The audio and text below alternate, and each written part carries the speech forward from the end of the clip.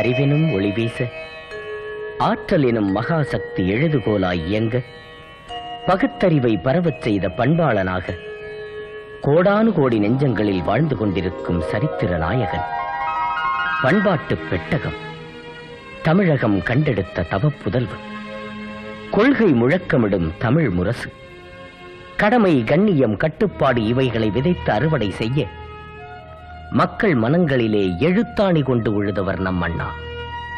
தோன்றுவது எல்லாமே மறையும் தன்மை, மறைந்த பின்னரும் வாழ்வது பெருமை. இயேசுவைப் போல பூமிக்கு வந்து, புத்தனைப் போல வாழ்ந்து காட்டி, காந்தியைப் போல புகழோடு வாழ்ந்த நம் அண்ணா தோன்றிய திருத்தலம் காஞ்சி மாநகரம். அது 1909ஆம் ஆண்டு நெசவு தொழில் செய்து வந்த ஏழ்மை குடியில் அன்னை பங்காரு அம்மாள் அவர்களுக்கும் தந்தை நடராசனார் அவர்களுக்கும் மகனாக பிறந்தார் அண்ணா. அண்ணா எனும் ஞானச் சுடர் ஒளி வீச காரணமாக இருந்தவர்கள் தொத்தா என அன்புடன் அழைக்கப் பெற்ற சின்னம்மா ராசாமணி அம்மாள், அக்காள் நாகரத்னம் அம்மாள். அண்ணாவுக்கு அமுதூட்டி வளர்த்தவர் தொத்தா, அறிவூட்டி வளர்த்தவரும் அவரே. 1914ஆம் ஆண்டில் திண்ணை பள்ளியிலே கல்வி தொடங்கியது. 1915ஆம் ஆண்டில் காஞ்சியில் உள்ள இந்த பச்சையப்பர் தொடக்கப் பள்ளியில்தான் அண்ணா படித்தார்.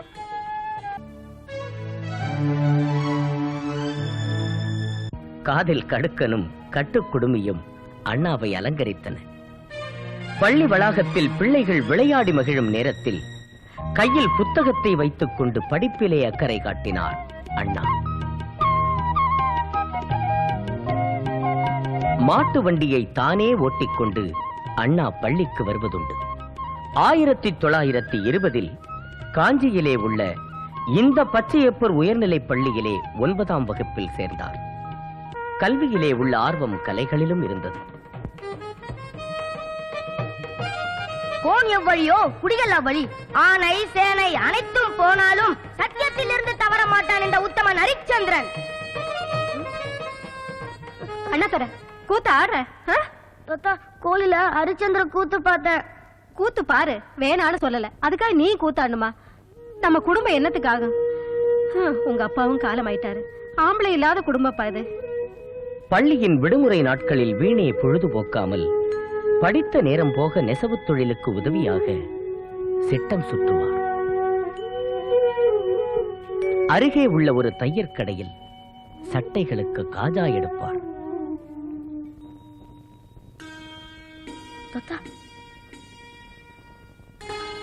இத பாத்தீங்களா? ஆங்கில பாடத்துல 100 மார்க் வாங்கியிருக்கேன். அப்படியா? எங்க அண்ணா தர புத்திசாலி பையன்னு எனக்கு நல்லாவே தெரியும். உனக்கு என்ன வேணும் கண்ணு? எனக்கு ஒண்ணும் வேண்டாம் தாத்தா. எங்க பள்ளிக்கூடத்துல எல்லா பசங்களும் கிராப் வச்சுக்கிட்டாங்க. அது மாதிரி நானும் குடிமையை வெட்டிட்டு கிராப் வச்சுக்கிட்டா தாத்தா? சரி கண்ணு, நீயும் கிராப் வச்சுக்க. கற்க வேண்டும் கற்றபடி அதன் பொருள் அறிந்து வாழ்க்கையில் நன்னெறியில் நடக்க வேண்டும். கற்க வேண்டும் கற்றபடி. அண்ணா தர அந்த இங்கிலீஷ் புத்தகத்தை எடுத்து என் காதுல விழுகிற மாதிரி உரக்க படிப்பா. Once upon a time there was a king Maharaja Sivaji. என்னோட படிப்புல தொத்தாவுக்கு தான் எவ்வளோ அக்கறை. 1925ஆம் ஆண்டு காஞ்சிபுரத்தில் நடந்த மாநாட்டில் நம்ம லட்சியம் கோயில் வரைக்கும் தானே, தெருவில் போயிட்டதுனால என்ன ஆகும்? இந்த பேதம் ஒளி வேணுங்கிறதுக்காக செய்யற கழிச்சு மக்களை அதுக்கு பக்குவப்படுத்திக்கிட்டு தான். தந்தை பெரியார் அவர்களின் சுயமரியாதை இயக்க சொற்பொழிவை கேட்ட அண்ணா அவர்கள் இப்படி ஒரு தலைவனை இதுவரை கண்டதில்லை என மதிப்பும் மரியாதையும் கொண்டு அவர் வழி நடக்க தலைப்பட்டார். 1926ஆம் ஆண்டு பள்ளி படிப்பு முடிந்ததும் மேல் படிப்பு படிக்க முடியாத குடும்ப சூழ்நிலை காரணமாக காஞ்சியிலே உள்ள நகராட்சியில் எழுத்தர் பணியில் ஈடுபட்டார். பெரிய படிப்பு படிக்க வேண்டும் என்ற லட்சியம் உள்ளத்தினுள்ளே கொழுந்துவிட்டு எரிந்து கொண்டிருந்தது. சென்னையில் அன்றைய சைனா பஜார் சாலையில் உள்ள பச்சையப்பன் கல்லூரியில் பிற்படுத்தப்பட்ட மாணவர்களுக்கான சலுகையை பெற்று கல்லூரி படிப்பை தொடங்கினார். 2 வருடங்கள் இன்டர்மீடியட் இடைநிலை வகுப்பில் முதல் மாணவனாக தேறினார். வணக்கம் ஐயா. ஆமா, மேற்கொண்டு என்ன செய்ய போற? வேலை தேடுற வேலை தான் எனக்கு இப்போதுள்ள வேலை. அவசரப்படாத. உன் திறமைக்கு நீ மேல் படிப்பு படிக்கணும். உன் அறிவின் ஆற்றல் இந்த மண்ணுக்கு பயன் தரணும். ரொம்ப நன்றி சார். என்னுடைய வாழ்த்துக்கள். பச்சையப்பர் கல்லூரி முதல்வரான திரு சின்னத்தம்பி பிள்ளை அவர்களை சந்தித்தார். வணக்கம் ஐயா. உன்னை பத்தின முழு விவரத்தையும் நான் தெரிஞ்சுக்கிட்டேன். ஆமா, நீ பிஏ ஆனர்ஸ் படிக்கிறதுல உனக்கு என்ன சிரமம்? பிஏ ஆனர்ஸ் 3 வருஷம் படிக்கணும். குடும்பத்துல சூழ்ந்திருக்கிற வறுமை இதுக்கு இடம் தராது. பிஏ 2 வருஷம் படிச்சு முடிச்சுட்டு வேலைக்கு போயிடலாம். கல்லூரிக்கு சம்பளம், இதுக்கு நான் பொறுப்பு. போதுமா? இது மட்டும் போதாது, புத்தகமும் வேணும். அதுக்கு ஏற்பாடு பண்றேன். ரொம்ப நன்றி. 1930 கல்லூரியில் படித்துக் கொண்டிருந்த போதே அண்ணா ராணி அம்மையார் திருமணம் முறைப்படி நடந்தது. கல்லூரியில் பேரவைத் தலைவர் பதவி, பின்னர் பொருளியல் பேரவைத் தலைவர் பதவி, இவையெல்லாம் அண்ணாவை தேடி வந்தவை. தமிழ் மருத்துவர் மாசிலாமணி முதலியாரின் தமிழரசு ஏட்டில் மகளிர் கோட்டம் என்ற கட்டுரையை முதலாக எழுதினார் அண்ணா. 1934 ஆனந்த விகடன் வாரப்பத்திரிகையில் கொக்கரக்கோ என்ற சிறுகதையை எழுதி ரூபாய் 20 பரிசு பெற்றார். இதுவே அண்ணா அவர்கள் எழுதிய முதல் சிறுகதை. பொது அறிவை வளர்த்துக் கொள்ள அண்ணா அவர்கள் கன்னிமாரா போன்ற நூலகங்களுக்கு செல்வதுண்டு.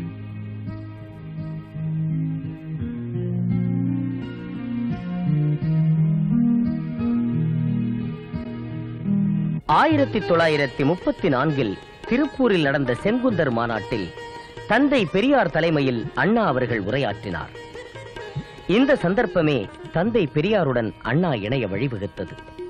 1935 ஒருமுறை அண்ணா அவர்கள் தன்னுடைய வேலைக்கு சிபாரிசு செய்யும் கடிதத்துடன் மேஜிஸ்ட்ரேட் ஒருவரை பார்க்கச் சென்றார். வணக்கம், நீங்க தான் அண்ணா துரையா? உட்காருங்க.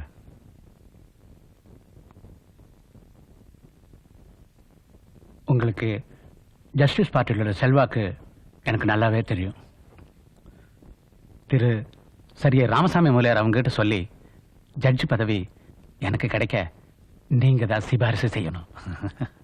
என்னால் முடியும் என்று எனக்கு தெரியவில்லை. சென்னையில் உள்ள கோவிந்தப்ப நாயக்கன் பள்ளியின் ஆசிரியராக 6 மாத காலம் பணியாற்றினார் அண்ணா. நீதி கட்சியைச் சேர்ந்த திரு வாசுதேவ் அவர்கள் நடத்திய பாலபாரதி பத்திரிகையிலும் காஞ்சி மணிமொழியாரின் நவயுகம் பத்திரிகையிலும் ஆசிரியராக பொறுப்பேற்று பணியாற்றினார் அண்ணா. விடுதலை பத்திரிகையின் துணை ஆசிரியராக 60 ரூபாய் சம்பளத்திற்கு பணியாற்றினார். 1938 இந்தி எதிர்ப்பு போராட்டத்தில் அண்ணாவுக்கு 4 மாத சிறை தண்டனை. சைதாப்பேட்டை சப்ஜெயிலில் அடைக்கப்பட்டார். 1942 மார்ச் 8 காஞ்சியிலே திராவிட நாடு பத்திரிகையை தொடங்கினார். 1942 திருவாரூரில் பொதுக்கூட்டத்திற்கு வந்த அண்ணா அவர்களை அப்போது மாணவராக இருந்த கலைஞர் கருணாநிதி அவர்கள் சந்தித்தார். திராவிட நாடு பத்திரிகையில் கலைஞர் கருணாநிதி அவர்கள் எழுதிய இளமை பலி என்ற கட்டுரையை பற்றி பாராட்டிய அண்ணா அவர்கள், அரசியலில் உனக்கு சிறந்த எதிர்காலம் இருக்கிறது, முதலில் படித்து முடி என்ற அறிவுரை கூறினார். கலைஞரின் வளர்ச்சிக்கு வித்தாக அமைந்த நிகழ்ச்சி இது. 1944 சேலத்தில் சுயமரியாதை இயக்க மாநாடு நடந்தது. திராவிடர் கழகம் என பெயர் மாற்றும் தீர்மானத்தை அண்ணா அவர்கள் கொண்டு வந்தார். அமோக ஆதரவுடன் இந்த தீர்மானம் நிறைவேறியது. கழகத்தின் கொடி எப்படி இருக்க வேண்டும் என பேச்சு எழுந்தபோது கலைஞர் கருணாநிதி அவர்கள் தனது கைவிரலை கீறி இரத்த துளியை கருப்பு கொடியின் மத்தியில் விட்டு கழக கொடியாக்கினார். நாடகத்தின் வாயிலாக நல்ல பல கருத்துக்களை கூற முடியும், இதனால் நாடு நலம் பெறும் என அண்ணா எண்ணினார். சந்திரோதயம், சிவாஜி கண்ட இந்து ராஜ்யம் நாடகங்களை எழுதி அவரே நடித்தார். வேலைக்காரி, கத்தியத்தான் தீட்டினாய ஒழிய உன் புத்தியை தீட்டவில்லை. ஓர் இரவு திரைப்படமாகவும் இது வெளிவந்தது. காதல் என்பது சூது, சுகபோகிகளின் சதி, கவிகளின் கற்பனை. காதல் சதி அல்ல, வலை. சிக்கினவர் தப்புவதில்லை. கைகூடினால் விருந்து, இல்லையானால் விஷம். கல்கி அவர்கள் அண்ணாவை தமிழகத்தின் பெர்னாட் ஷா என்று பாராட்டினார். 1946 புரட்சி கவிஞர் பாரதிதாசன் அவர்களுக்கு 25,000 ரூபாய் பொற்கிழி வழங்கி கௌரவித்தார் அண்ணா. 1948 மீண்டும் இந்திய எதிர்ப்பு. சென்னை மத்திய சிறையில் அண்ணாவுக்கு சிறைவாசம். 1949 தந்தை பெரியாரோடு கருத்து வேறுபாடு ஏற்பட்டு திராவிடர் கழகத்தில் இருந்து பிரிந்து ராபின்சன் பூங்காவில் கூட்டம் திமுக உதயமானது. 1950 ஆரிய மாயை என அண்ணா அவர்கள் எழுதியிருந்த புத்தகத்துக்கு தடை விதித்து சிறை தண்டனையும் விதித்தது அன்றைய அரசு. 1951 திராவிட முன்னேற்றக் கழக முதல் மாநாடு மிகச் சிறப்பாக சென்னையில் SIAA திடலில் நடைபெற்றது. நெசவாளர் துயர் துடைக்க கைத்தறி துணிகளை சுமந்து ஊர் ஊராக விற்றார் அண்ணா. 1956 திருச்சியில் திராவிட முன்னேற்றக் கழகத்தின் 2வது மாநில மாநாடு நடைபெற்றது. அதில் தேர்தலில் ஈடுபடலாம் என்பதற்கு அமோக ஆதரவு கிடைத்தது. 1957 நடைபெற்ற பொது தேர்தலில் காஞ்சியில் வேட்பாளராக நின்று வெற்றி பெற்ற அண்ணா அவர்கள் சட்டமன்றத்திற்கு சென்றார். அவரோடு 14 பேர்களும் சட்டமன்ற உறுப்பினர்களாக சென்றனர். ஹோம்லேண்ட் என்ற ஆங்கில பத்திரிகையை ஆரம்பித்தார் அண்ணா. 1959 சென்னை மாநகராட்சியை திராவிட முன்னேற்றக் கழகம் கைப்பற்றும் என்று அண்ணாவிடம் உறுதியளித்து அதற்காக கடுமையாக உழைத்தார் கலைஞர் மு. கருணாநிதி. வெற்றியும் கிட்டியது. அப்போ அரசு மேயரானார். என் மனைவிக்கு நகை வாங்கக்கூட நான் நகைக்கடைக்கு சென்றதில்லை. தம்பி கருணாநிதிக்காக நானே கடை கடையாக ஏறி இறங்கினேன்.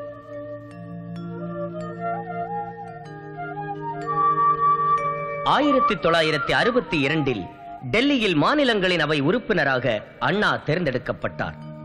விலைவாசி போராட்டம். அண்ணா கைது செய்யப்பட்டு வேலூர் சிறையில் அடைக்கப்பட்டார்.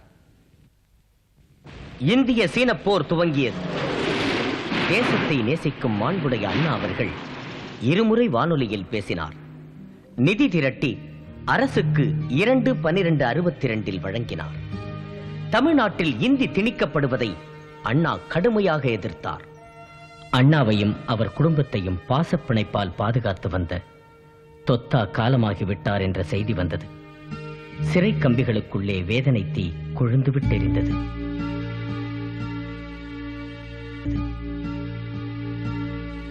கள்ளக்குடி மும்முனை போராட்டம். தண்டவாளத்தில் தலை வைத்து படுகின்றாலும் தமிழக அமைச்சர் பதவியை ஏற்றுக்கொள்கின்றாலும் இரண்டையும் ஒன்றாக கருதுபவன் என் தம்பி கருணாநிதி. 1965 இந்தி எதிர்ப்பு. மீண்டும் சிறைவாசம். இந்தி திணிப்பை எதிர்த்து வெடித்த மாபெரும் போராட்டத்தில் கலைஞர் கருணாநிதி அவர்களும் கைது செய்யப்பட்டு பாளையங்கோட்டை தனிமைச் சிறையில் அடைக்கப்பட்டார். அண்ணா அவர்கள் பாளையங்கோட்டைக்கு சென்று கலைஞர் அவர்களை சிறையிலே சந்தித்து தன்னை வெல்வான் தரணி வெல்வான் என புகழ்ந்து பாராட்டினார். 1966 சென்னை விருகம்பாக்கத்தில் மாபெரும் திராவிட முன்னேற்றக் கழக மாநாடு நடைபெற்றது. தேர்தல் நிதியாக 10 லட்சம் ரூபாய் வசூலித்து தருவேன் என அண்ணாவிடம் கலைஞர் கூறினார். இது சாத்தியம் என என்னால் நம்ப முடியவில்லை என அண்ணா கூறினார். சொன்ன சொல்லை நிறைவேற்றினார் கலைஞர். அண்ணாவிடம் 11 லட்சம் ரூபாயை ஒப்படைத்தார் கலைஞர். மற்ற சட்டமன்ற தொகுதிகளுக்கு வேட்பாளர்களின் பெயர்களை அறிவித்த அண்ணா அவர்கள் சைதை தொகுதிக்கு மட்டும் சட்டமன்ற வேட்பாளர் தம்பி 11 லட்சம் என அறிவித்தார். 1967 பொது தேர்தல் நடந்து முடிந்தது. ஓட்டு எண்ணிக்கையில் பெரும்பான்மையான தொகுதிகளிலும் திராவிட முன்னேற்றக் கழகமே முன்னணி என வானொலியில் செய்தி வந்தபடி இருந்தது.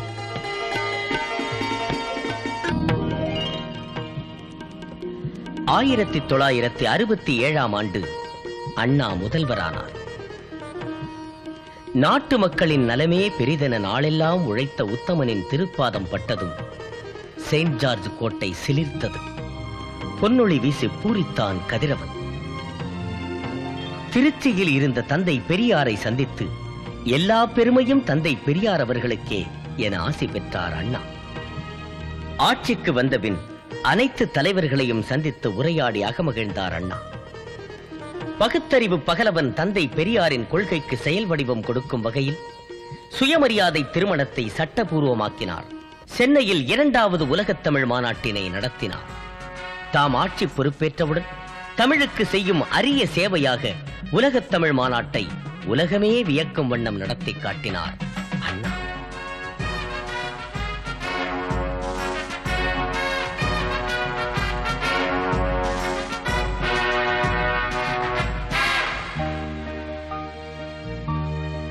ஏல் பல்கலைக்கழகத்திலிருந்து வந்த அழைப்பை ஏற்று அமெரிக்காவுக்கு பயணமானார் அண்ணா.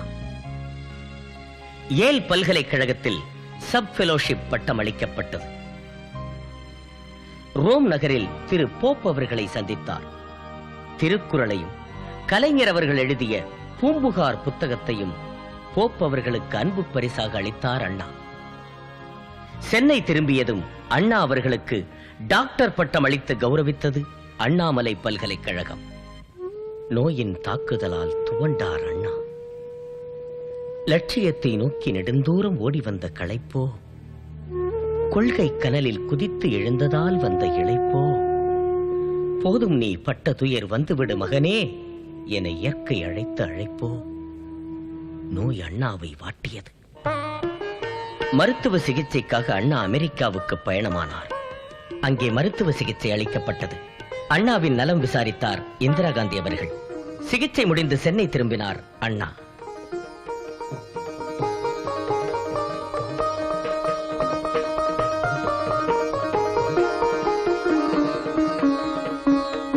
மதராஸ் ஸ்டேட்டுக்கு தமிழ்நாடு எனும் பெயர் சூட்டு விழாவை நடத்தினார். உயிரோடு கலந்துவிட்ட உணர்வு, நீண்ட நாள் லட்சிய கனவு. இது அசுர சாதனை என்பதால் அண்ணா மிகவும் உணர்ச்சி வசப்பட்டு பேசினார். தமிழ்நாடு என்ற பெயர் மாற்றம் என்பது கூட பொருத்தமற்றது. பெயர் பெற்றிருப்பது, மாற்றப்பட்ட பெயரை நாம் திரும்ப பெற்றிருக்கின்றோம்.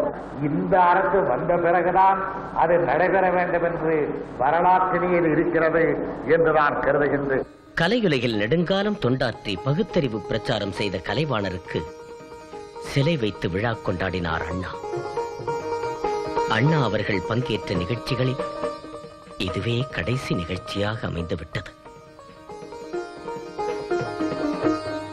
நோயின் உக்கிரம் அதிகமாகவே சிகிச்சைக்காக புற்றுநோய் மருத்துவமனையில் சேர்க்கப்பட்ட அண்ணா அவர்களை 1969 ஆண்டு பிப்ரவரி 2 நள்ளிரவு 12:20 மணிக்கு இயற்கை அழைத்துக் கொண்டது.